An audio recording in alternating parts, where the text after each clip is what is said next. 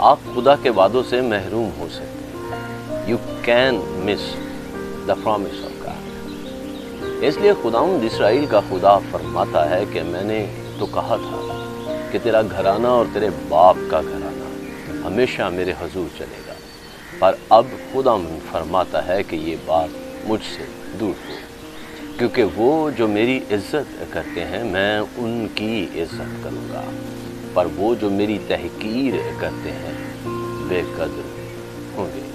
پہلا سموئیل 2 باب 30 آیت. خداوند یسوع مسیح کی سلامتی ہمیشہ آپ پر قائم رہے. خدا کے وعدوں کو یاد نہ رکھنا یا سنجیدگی سے نہ لینا وعدوں سے محروم ہونے کے مترادف ہے. خدا نے ایلی کے گھرانے سے وعدہ کیا تھا کہ وہ خدا کے حضور سدا کہانت کریں گے. اس وعدے کی تکمیل ایلی اور اس کے گھرانے پر منحصر تھی کہ وہ خدا کے وعدوں میں قائم رہتے ہیں یا نہیں. لیکن ایلی کے بیٹے بدعنوان بن گئے اور ایلی انہیں خدا کے راہ پر قائم نہ رکھ سکا. اس طرح انہوں نے خدا کے وعدوں کو سنجیدگی سے نہیں لیا اور وہ اس وعدہ سے محروم ہو گئے، اور ایلی کی موت کے بعد کہانت ایلی کے گھرانے سے جاتی رہی. پڑھیے گا پہلا سموئیل اس کا 2 باب 12 سے 17 آیت. اور خدا نے سموئیل کا انتخاب کر لیا تاکہ اسرائیل کے لیے سردار کاہن ہو. عزیزو، خدا کے وعدوں کا انحصار خدا کی فرما برداری اور خدا کے کلام میں زندگی گزارنے پر ہے.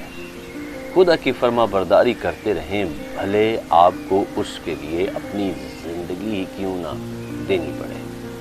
دانیل، صدرک، میشک، عبدنجو کی فرما برداری اور ان کی زندگیوں میں خدا کے وعدوں کی تکمیل اچھی مثالیں ہیں. متی رسول کی معرفت انجیل 10 باب 39 آیت میں یوں آیا ہے کہ جو کوئی اپنی جان بچاتا ہے اسے کھوئے گا، اور جو کوئی میری خاطر اپنی جان کھوتا ہے اسے بچائے گا. اور پھر مکاشفہ کی کتاب 2 باب 10 آیت کا آخری حصہ یوں بیان موجود ہے، جان دینے تک بھی وفادار رہ تو میں تجھے زندگی کا تاج دوں گا. اگر آپ بھی ایسا کرتے ہیں تو خدا آپ کی زندگی میں بھی وہ سب کرے گا جو اس نے آپ کے ساتھ وعدہ کیا ہے.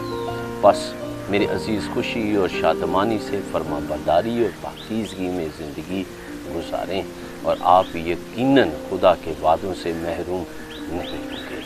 ہیلیلویا. آئیں وعدوں کو حاصل کریں. میرے عزیز، اگر آج آپ نے اس پیغام سے برکت پائی ہے تو ہماری مدد کریں اور اسے بہت سے دوسرے لوگوں کے ساتھ شیئر کریں. ہمارے یوٹیوب چینل پاسٹر انیس جاوید کو لائک، سبسکرائب اور شیئر کیجیے.